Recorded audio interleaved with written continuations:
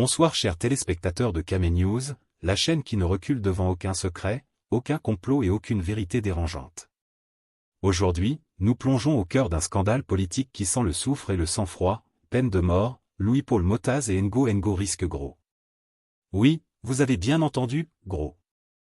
Ici, il ne s'agit pas d'un simple rappel à l'ordre, pas d'une mise en garde anodine. Non. Il est question de menaces qui touchent au plus haut sommet du pouvoir camerounais, de décisions qui pourraient bouleverser des carrières, des fortunes et même des destinées. Ne partez surtout pas, car ce reportage va vous plonger dans un labyrinthe de complots, de secrets bien gardés et de calculs perfides. Chaque mouvement, chaque décision, chaque sourire en apparence anodin pourrait cacher une bombe prête à exploser. Vous pensiez tout savoir sur l'intérieur du palais et des couloirs du pouvoir? Détrompez-vous. Ce que vous allez entendre va vous forcer à reconsidérer tout ce que vous croyez acquis.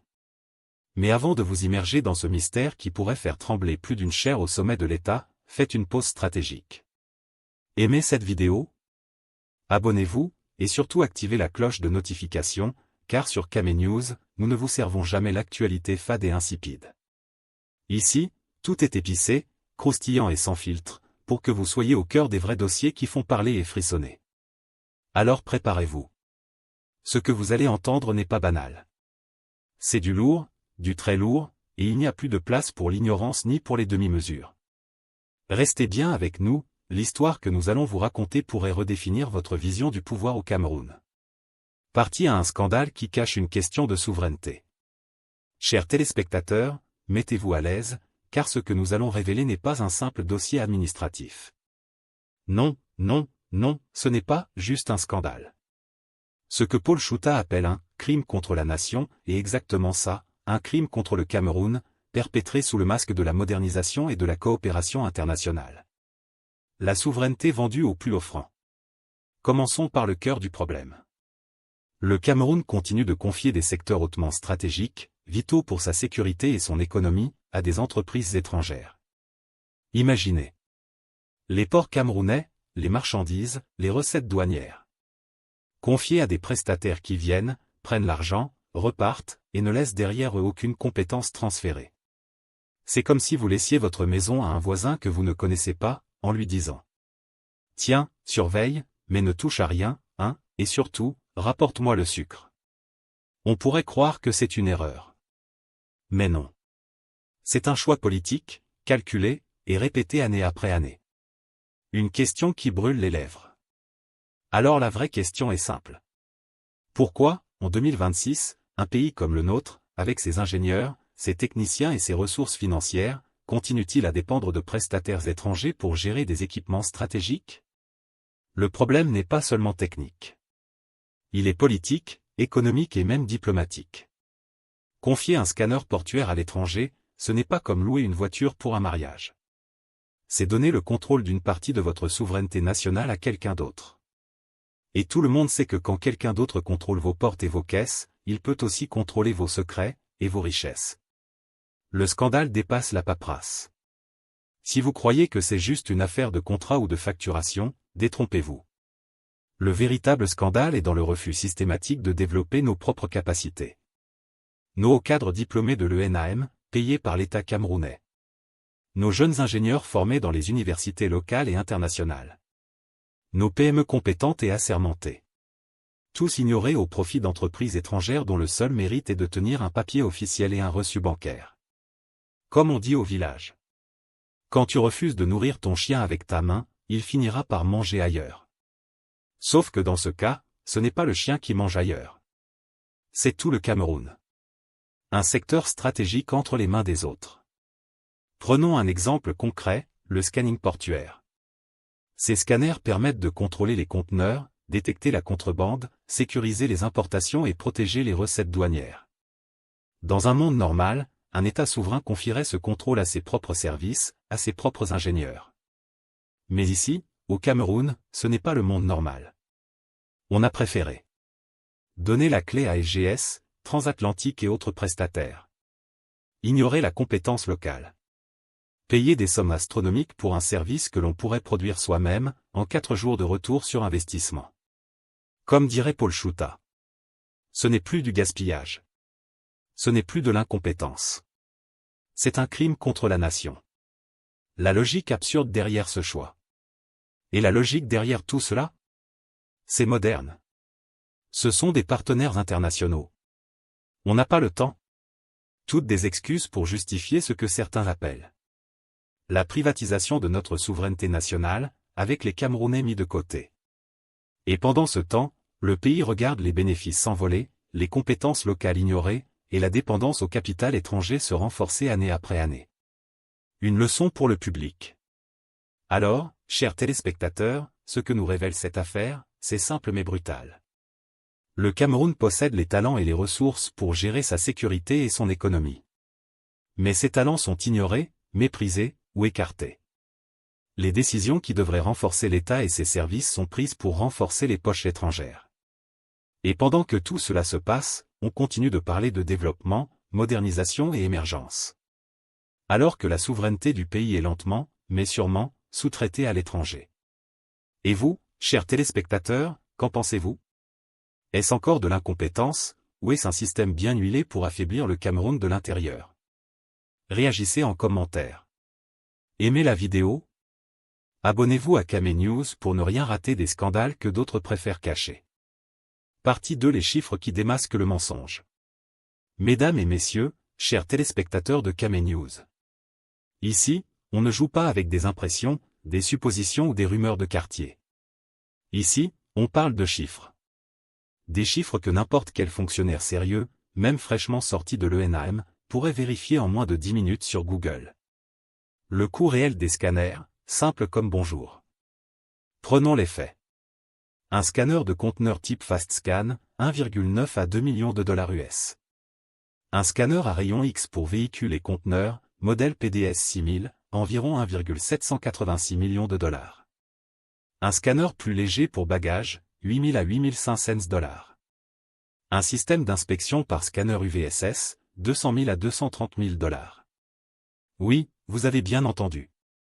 Même le plus sophistiqué des systèmes coûte beaucoup moins que ce que certains contrats douteux facturent au Cameroun.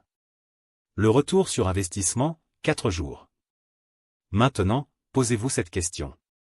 Si un scanner peut être amorti en 4 jours de travail, combien de temps faudra-t-il pour que l'État récupère l'investissement et commence enfin à gagner de l'argent au lieu d'en perdre? Réponse, 4 jours. Pas 4 mois. Pas 4 ans. 4 jours. Et pourtant, qu'est-ce qu'on fait? On continue de confier ce secteur stratégique à des prestataires étrangers, qui ne viennent ni former nos techniciens, ni partager les compétences, mais qui, par contre, repartent avec le pactole. Comme on dit à Douala. Tu donnes la marmite à ton voisin, il mange tout et te laisse juste le manche. Une recherche Google, et tout devient clair. Il suffit d'une recherche Google pour comprendre que le Cameroun est victime de son propre laxisme. Équipement abordable, à portée de main. Roi immédiat, quasiment instantané. Technologie maîtrisable par nos ingénieurs, oui, parfaitement. Mais non. Nos hauts cadres continuent de signer des contrats opaques, à des prix astronomiques, avec des entreprises qui ne font qu'empocher l'argent sans créer de valeur. On pourrait presque rire, si ce n'était pas le trésor public qui saigne. Le vrai scandale, un manque de bon sens. Le problème, ce n'est pas le coût du scanner. Le problème, c'est que les Camerounais refusent de faire ce qu'un élève de terminale pourrait faire. Comparer les prix. Calculer le roi. Vérifier la compétence des prestataires. S'assurer que l'argent public sert d'abord le Cameroun. Et pendant que ça dure, combien de milliards sont partis dans des poches étrangères? Combien de jeunes ingénieurs ont été écartés simplement parce qu'ils étaient locaux? Comme on dit au pays. Celui qui ne regarde pas ses pieds finit par marcher sur ses propres doigts. Le paradoxe, on peut acheter, mais on refuse d'investir local. Regardons bien le paradoxe. D'un côté, des équipements disponibles et abordables. De l'autre, des contrats, clés en main, exorbitants et inutiles, confiés à des sociétés étrangères sans valeur ajoutée. Le Cameroun pourrait facilement acheter, installer et exploiter ses scanners avec ses propres équipes. Mais non. On préfère payer l'étranger pour garder le contrôle de tout, sauf du pays. Comme dirait Paul Chouta. Ce n'est plus de l'incompétence. C'est un crime contre la nation. Une leçon de gestion que tout fonctionnaire pourrait apprendre.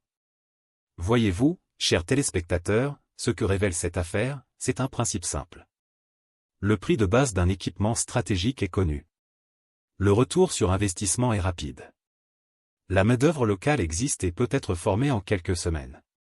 Et pourtant, malgré cette évidence, l'argent continue de sortir du pays, les compétences sont ignorées, et l'État reste dépendant des autres.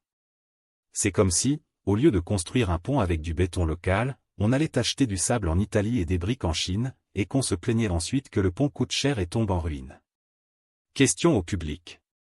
Alors, chers téléspectateurs, la vraie question est: est-ce de l'incompétence pure, de la négligence volontaire ou un choix délibéré pour appauvrir le Cameroun?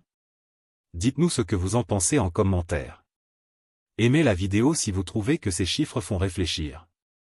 Et abonnez-vous à Camé News pour ne rien rater des enquêtes que certains préfèrent cacher. Partie 3: le mépris organisé des compétences camerounaises. À ce stade de notre reportage, une évidence saute aux yeux, même pour celui qui regarde sans lunettes. Le Cameroun n'est pas pauvre en compétences, il est pauvre en confiance envers ses propres enfants. Et c'est là que le bâtiment blesse. Car chaque fois qu'un contrat stratégique est confié à l'étranger, ce n'est pas seulement de l'argent qui sort du pays. C'est un message qu'on envoie à toute une génération.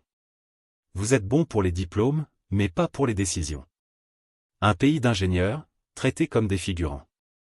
Le Cameroun forme chaque année des ingénieurs en génie électrique, des spécialistes en informatique industrielle, des experts en imagerie, en électronique, en sécurité. Ils sortent des universités locales. Ils reviennent de l'étranger.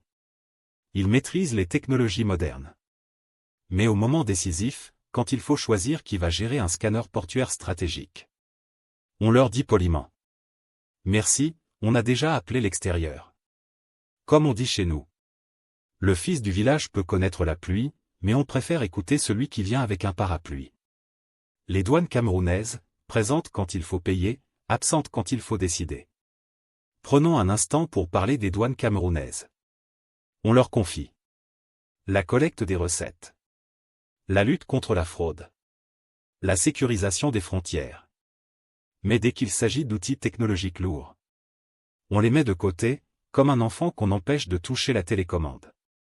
Pourtant, dans plusieurs pays africains comparables, les scanners portuaires sont directement gérés par l'administration douanière. Pourquoi pas au Cameroun? La réponse officieuse est connue.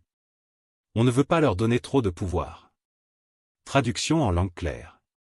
On préfère un contrôle extérieur qu'un contrôle national maîtrisé. Les PME camerounaises, toujours compétentes, mais jamais choisies.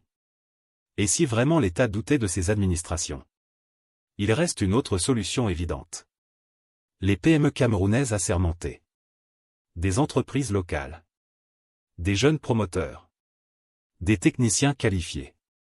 Mais là encore, le scénario est toujours le même. Appel d'offres flou. Critères taillés sur mesure. Résultats connus d'avance. Comme on dit à Yaoundé. Le match est joué avant même que l'arbitre n'arrive. On parle de partenariat, mais sans partage. On parle de concurrence, mais sans compétition. On parle de modernisation, mais sans Camerounais aux commandes. La technologie n'est pas un mystère, c'est un prétexte. Qu'on se le dise une bonne fois pour toutes. Un scanner portuaire n'est pas une soucoupe volante. Ce n'est pas une technologie extraterrestre. C'est un équipement industriel, maîtrisé dans le monde entier. Avec une formation courte. Un encadrement initial. Un transfert de compétences réelles. Le Cameroun pourrait non seulement gérer ses équipements, mais aussi former d'autres pays de la sous-région. Mais pour ça, il faudrait accepter une chose difficile pour certains. Perdre le contrôle personnel pour gagner la souveraineté nationale. Le syndrome du côlon intérieur. Derrière ce mépris des compétences locales se cache un mal plus profond. Le côlon intérieur. Celui qui croit encore que ce qui vient d'ailleurs est forcément meilleur. Ce qui est camerounais est forcément suspect. Un état d'esprit hérité, entretenu, transmis. Comme on dit chez nous. Celui qui a grandi sous l'ombre du manguier finit par croire que le soleil ne brille qu'à l'extérieur. Le coût invisible du mépris. Ce mépris a un coût. Chômage des jeunes diplômés. Fuite des cerveaux. Dépendance technologique. Affaiblissement de l'État. Chaque contrat confié à l'extérieur est une occasion ratée de bâtir une expertise nationale. Et pendant ce temps, on organise des forums sur l'émergence. On imprime des slogans. On promet l'industrialisation à l'horizon 2035. Comme on dit au quartier. On ne construit pas une maison en refusant de poser les briques. Alors posons la question qui dérange. Pourquoi tant de méfiance envers les Camerounais? Pourquoi tant de facilité à signer avec l'étranger? Réagissez en commentaire. Parce que sans confiance en soi, aucun pays ne se développe vite.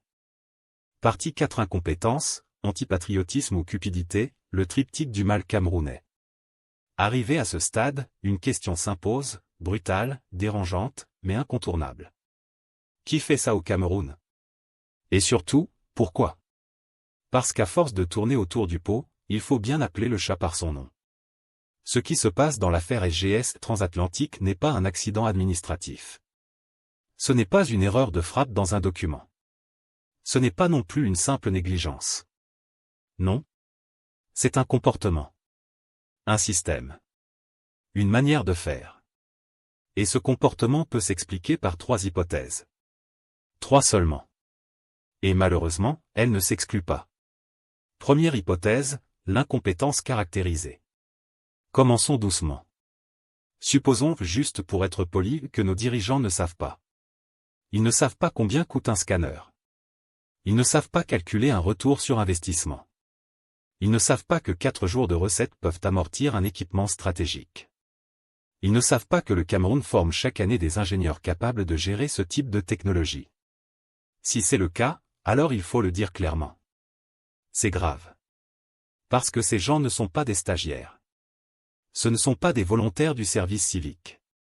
Ce sont des hauts cadres, grassement payés, logés, véhiculés, décorés, respectés. Comme on dit chez nous. On ne confie pas le moteur d'un avion à quelqu'un qui apprend encore à faire du vélo. Si après tant d'années à l'ENAM, dans les ministères, dans les missions à l'étranger, on est incapable de faire une recherche élémentaire, alors ce n'est plus une faute? C'est une imposture. Deuxième hypothèse, l'antipatriotisme assumé. Mais soyons honnêtes. L'hypothèse de l'incompétence a ses limites. Parce qu'il y a un moment où ne pas savoir devient un choix. Un choix de ne pas apprendre. Un choix de ne pas comparer. Un choix de ne pas défendre les intérêts nationaux. Et là, on entre dans un terrain plus sombre. L'antipatriotisme.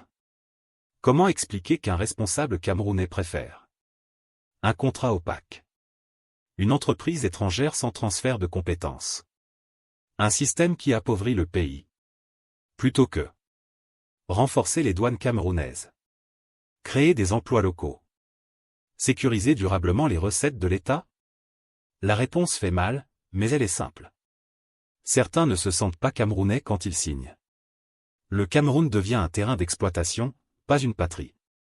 Un compte bancaire, pas un projet collectif. Comme on dit au village. Celui qui mange seul dans la marmite commune finira par renverser la marmite. Troisième hypothèse, la cupidité maladive. Et puis, il y a la troisième hypothèse. Celle que tout le monde murmure. Celle que personne n'ose dire à voix haute. L'argent. Les commissions. Les rétrocommissions. Les motivations. Les enveloppes qui voyagent plus vite que les dossiers. Parce que soyons sérieux une minute. Pourquoi payer plus cher ce qui peut coûter moins cher? Pourquoi refuser une solution nationale rentable? Pourquoi signer des contrats qui saignent le trésor public? Parce que quelqu'un gagne personnellement là où le pays perd collectivement. C'est ce qu'on appelle chez nous vendre le champ du village pour acheter une moto personnelle. Et pendant que le Cameroun s'appauvrit, certains s'enrichissent tranquillement. La conscience bien climatisée. Le patriotisme rangé dans un tiroir. Ailleurs, on appelle ça comment? Ce qui choque encore plus, c'est la comparaison internationale. Dans certains pays, la Chine par exemple. Ce type de décision stratégique contre l'intérêt national est considéré comme une trahison grave. Pas une faute administrative. Pas une erreur de procédure. Une atteinte directe à la souveraineté de l'État. Ici, au Cameroun, on appelle ça partenariat public-privé. Modernisation. Expertise internationale. Des mots doux pour masquer une réalité brutale. Le pillage organisé. Un système bien rodé, pas un cas isolé. Et attention. SGS, Transatlantique, Suna Design. Ce ne sont pas des cas isolés. Ce sont des symptômes. Lampadaire à 900 000 francs CFA au lieu de 100 000. Contrat sans appel d'offres crédible. Projet surfacturé sans impact réel sur le développement. Toujours la même musique. Toujours les mêmes refrains. Toujours les mêmes danseurs autour de la caisse. Comme on dit à Douala. Quand tu vois souvent la même voiture devant la même maison, ce n'est plus une visite, c'est une résidence. Alors posons la vraie question, chers téléspectateurs. Est-ce encore de la négligence? Ou est-ce un système volontairement maintenu pour empêcher le Cameroun de se tenir debout? Dites-nous ce que vous en pensez en commentaire. Parce que ce débat, ce n'est pas celui de Camé News seulement. C'est le débat de toute une nation. Conclusion: le choix de l'histoire.